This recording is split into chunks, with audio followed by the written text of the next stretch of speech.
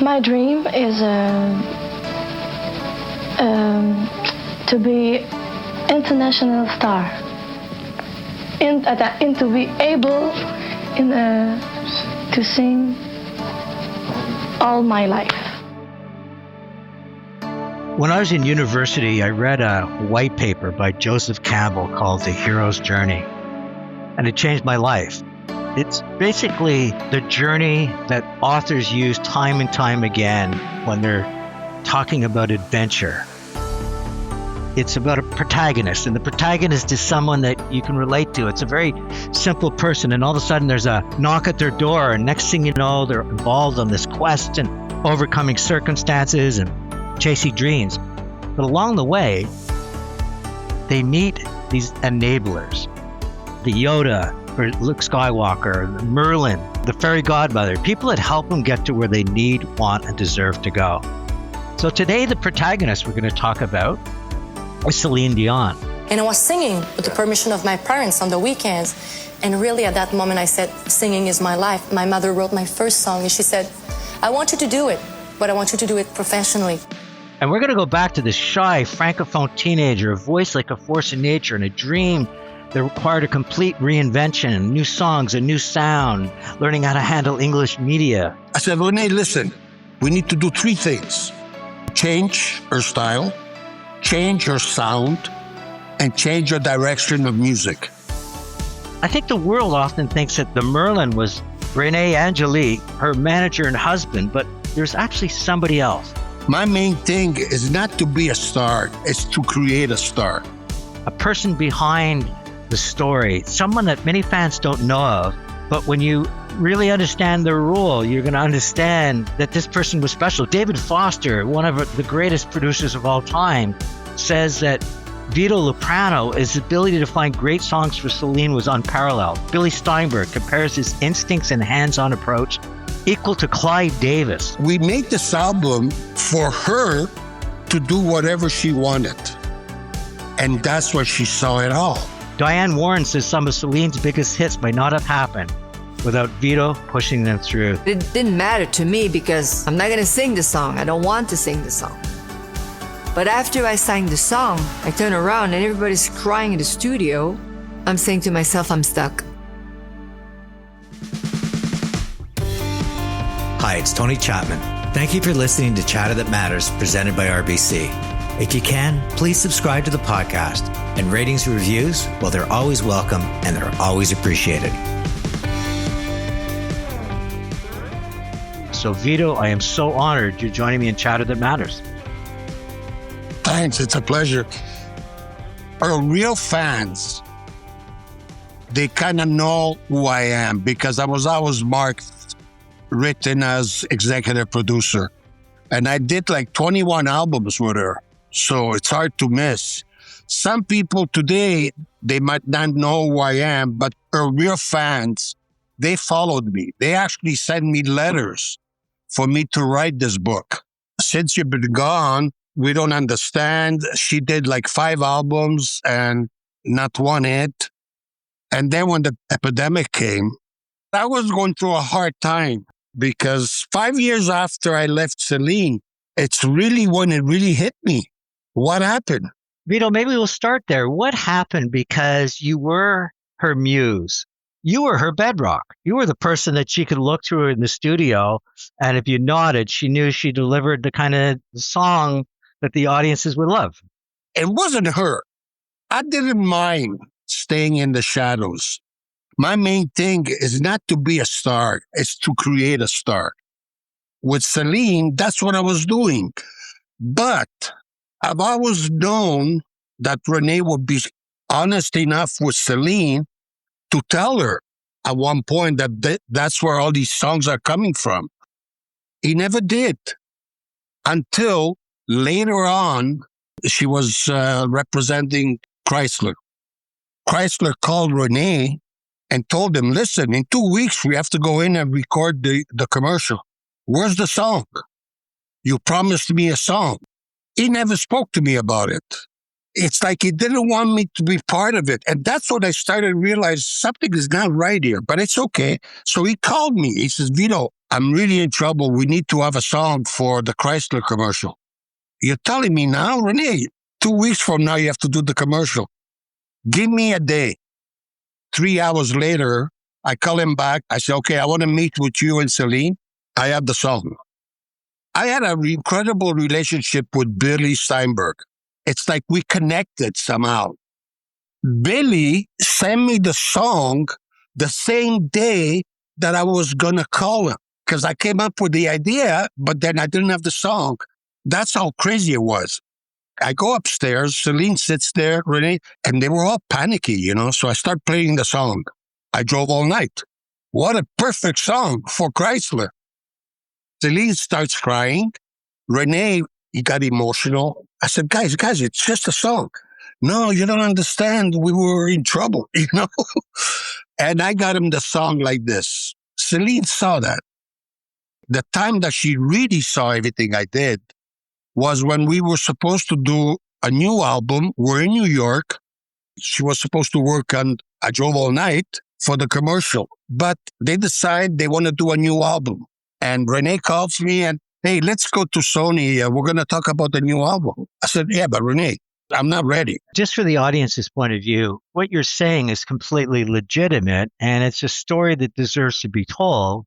But do you think it was an issue with Rene that he didn't want to have Celine's affection go anywhere? And I'm not talking about romantic affection, but just a sense of... No, that's exactly what it was. Because she admired him, Rene, so much, almost like, you could see her look to him all the time.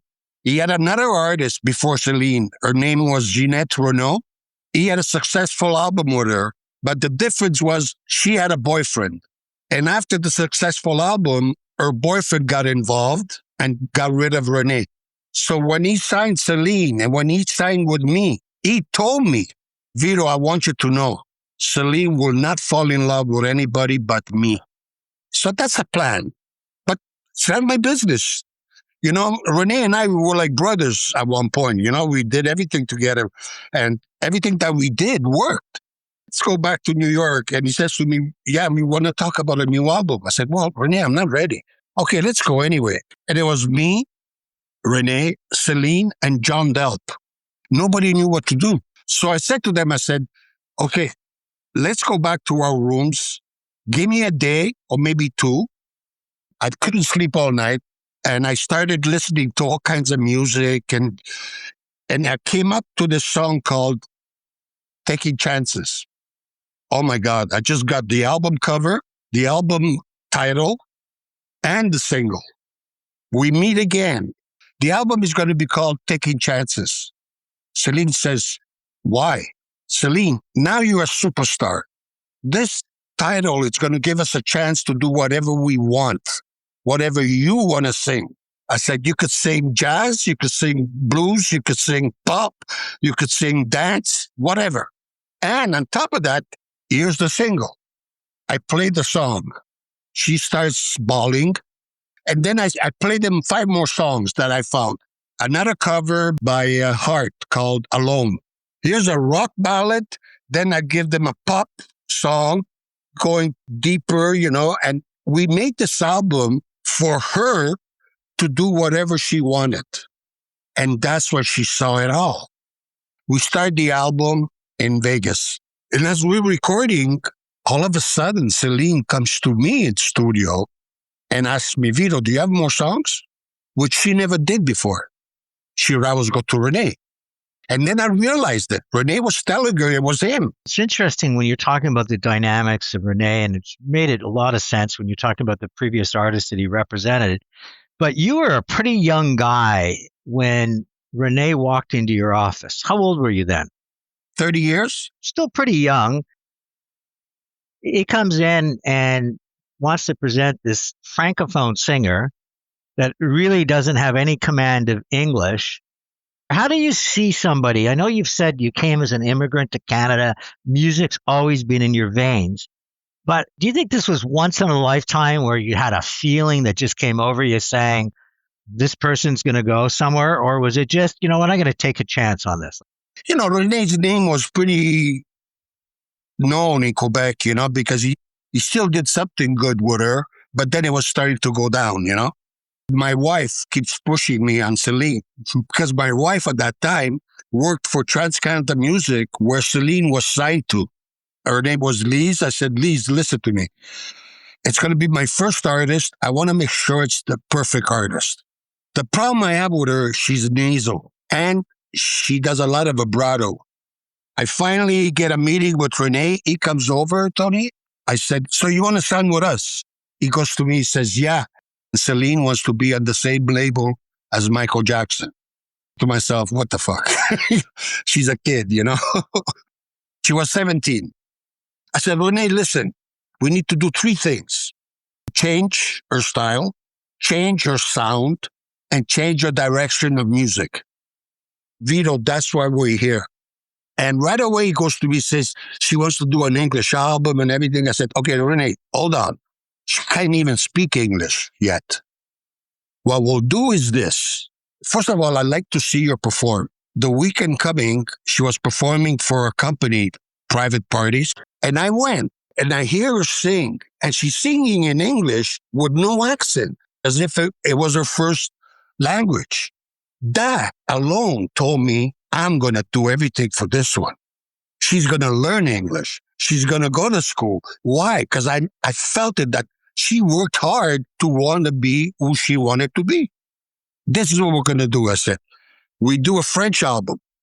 If we sell 100,000, we do the same French album, turn it into English.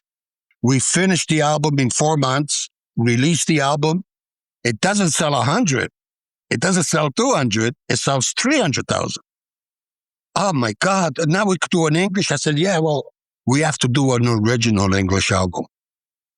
Well, the Junos had just got back to us and said she was the biggest selling artist of the year in French and English. We wanted to come to the show and perform. I got back to Rene and I said, Rene, now you're the manager. You have to go and convince them that she has to sing in English. This is our door. He fought them for 2 weeks and he says, we got it. Vito, I have a great idea. We're going to do a Streisand song. I said, what? No. I said, no, Rene, anybody could do a Streisand song. Who's going to care? Nobody. There was a French song that was first English, written by Aldo Nova, which was called Patouche de voix in French, Have a Heart in English. Within a day and a half, we're in studio doing the English version. We send it to the Junos. They called us back. We love it. This is great. Wow, she could sing in English. She couldn't speak yet. So anyway, she performs. Standing ovation. Like, I'm not kidding, at least 1.5 minutes to 2 minutes. That's long. Now, let's go to Sony head office. The president at that time, he says, Vito, man, I'm getting all these calls. I don't know anything about music. You know everything. I said, yeah, I do. I want to do an English album. Now's the time. He says, Vito, go. You got 300,000 to make this album. We ended up 600,000. We made Unison. 3 million records worldwide. There was a battle on that album, wasn't it? Where Does My Heart Beat Now? Tell me about that, because that's tension that's happening here, right? Exactly. Chris Neal, he got the song. He plays it for me. I love it. I go to Rene and I said, we have to do this song. I got the song that New York is going to flip on. No, it's too rock and roll. I said, no. I said, we could take a piece of music and make it whatever we want. We make it a pop rock song. Celine loved it, by the way. And she kills it. That's the song that broke her in the world. Beauty and the Beast was after. So we're in studio. So she asks me, Vito, do you have other songs? I go in another studio and I play him another song from Billy Steinberg, Cling to Me. It's like big strings, guitars, crazy. You know, it's like da-da-da-da-da-da. He goes, no, we can't do that. That's too much. And then he turns around to Celine and he goes, if you do that song, I won't be your manager. And then Celine, in a second, are you going to still be my husband? That's a great line. I thought that was funny. When we return, Vito and I go deeper in the dynamics of working with Celine Dion and her husband, Rene. The best two words to describe it is triumphant and tumultuous. And stick around for the story behind what would become Celine's biggest hit. I was a little tired, so I had a black coffee. I don't have necessarily a black coffee when I record an album because it will make me jittery a little bit. It did change my vibrato. So you can hear near, far. Hi, it's Tony Chapman. I want you to close your eyes for a second and think about the first time that music moved you. It might have been this song you played on repeat until you tested the patience of everyone around you. And think about how many times music has come to your rescue since. It might have carried you through a breakup when words fell short and silence felt too loud. It pushes you through the last stretch of a 10K when your legs are burning. It gives you permission to dance like no one is watching. And when you're alone, it becomes your companion. It creates space for reflection and inspiration and validation. Music takes you back to who you are at your core, but at the same time, it carries you towards who you're becoming. That is why music matters. And that is why supporting our young artists matter even more.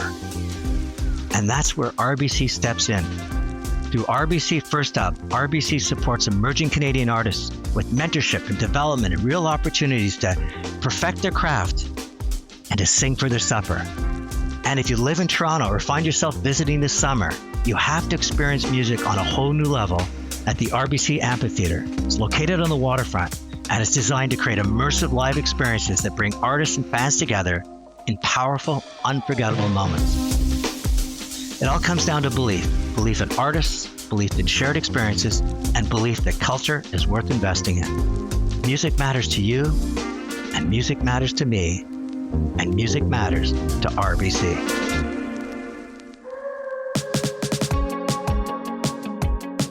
She did vocals for Alone from Heart.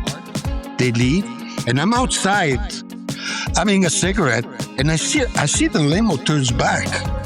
She opens the window and really loud, "Vito, I want you to know, it's because of you we have this album." I said, "Oh shit." Today, my special guest is Vito Luprano. He was a muse, confidant, and the creative force behind Celine Dion. Let's talk a little bit about the relationship because it was so carefully presented by the camera. So did it go like appreciative at the beginning? That's why I'm here, Vito. I'm here to know what I have to do. And then when you start orchestrating it, the last thing he wants to do is share that success. Yeah, and at one point, I had to make him realize that monetary-wise now he has to share too. And he did. At Sony, of course, they took care of me and he took care of me. Everything was going great until his wife, that now had a voice, started realizing, well, why are you telling me it's you when it's not you? I'm your wife. You don't have to be afraid that I'm going to leave. It must have been hard for her as she became more and more of a star to have to say, you're my manager in this side of my world, but over here, you're my husband. It was hard for her, and that's why she wanted to straighten that out. One day in the car, Celine said, "Vito, we're all going to get rich." And Rene says, "Okay, Celine, calm down." And Celine looked at me and looked at him and said, "Why you say that?" She wanted him to admit, yeah, Vito is our partner. Take me to the Titanic. I was following James Cameron, and from what he said, and I don't know if it's a true story or not, but Celine came in. First of all, I want you to tell me about the song, but she came in and did it in one take. Cameron goes and see her, Rene, because he had given us another song that didn't work out for us. So James Horner, an incredible composer, incredible arranger, orchestral, everything. He decided to go to Las Vegas to meet with Rene and Celine. I wasn't there. And there's a piano in the suite. And he starts playing the song, but he can't sing to save his life. And Celine is going, no way, man, no way. Rene gets out of the room. He calls me. And he says, I have a problem. There's this incredible song. I think we need it because it's going to be one of the one of the only pop songs for Titanic. Rene, go to her and tell her, we never asked her for this. We would like her to record a demo. She never records demos. We're in New York. We're doing the demo. Princess Diane passed the night before. And we're looking at this, and I see Celine crying, you know. And I say, hey, let's go back in studio. I knew she had pain. She did 2 takes, but it was the first take that we took because she was in so much pain that it showed inside the music, her voice, her everything. It was like from the bottom of her soul. So, Vito, what do you do with your life? 21 albums, one of the biggest, most important stars.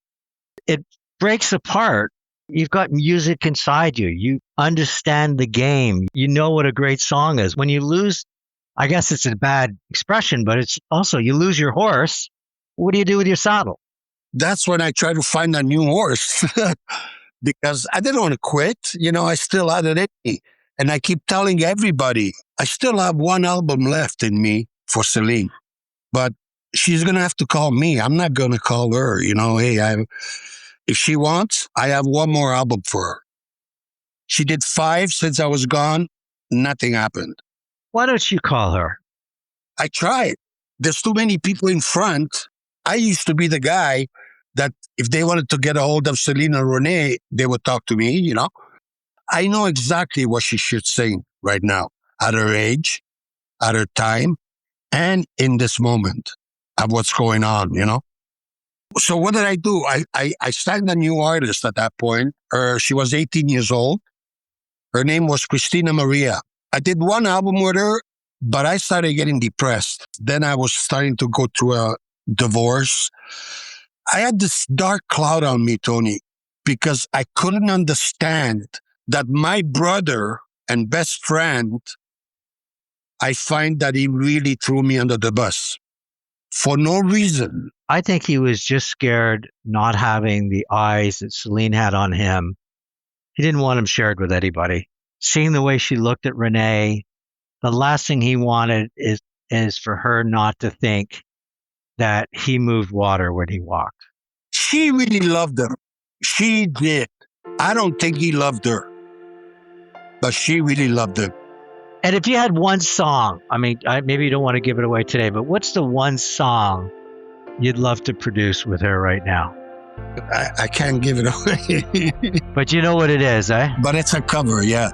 It'll go 6 feet under with me if I don't do it. Maybe I might write another book and I'll just say what I would have done. But I know that if I do this album with her, it would be great. I always end my podcast with 3 takeaways. And the first one is, it truly is a hero's journey that I talked about. That, you know, this is a young girl, dreamed about being big, dreamed about being the same recording studios that Michael Jackson had. In many ways, you could argue you made her as big.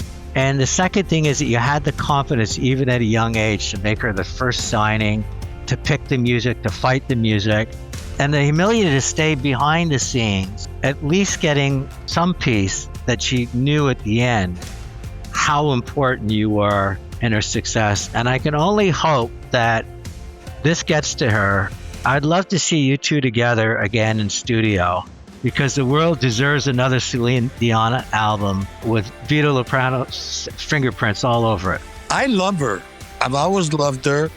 I did everything I did for her because of love for the artist, the art, because she never seemed to surprise me.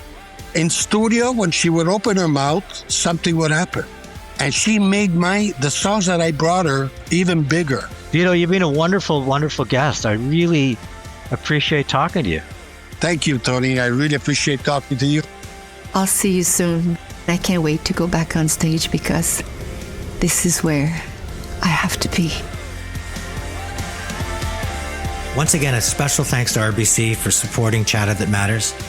It's Tony Chapman. Thanks for listening, and let's chat soon.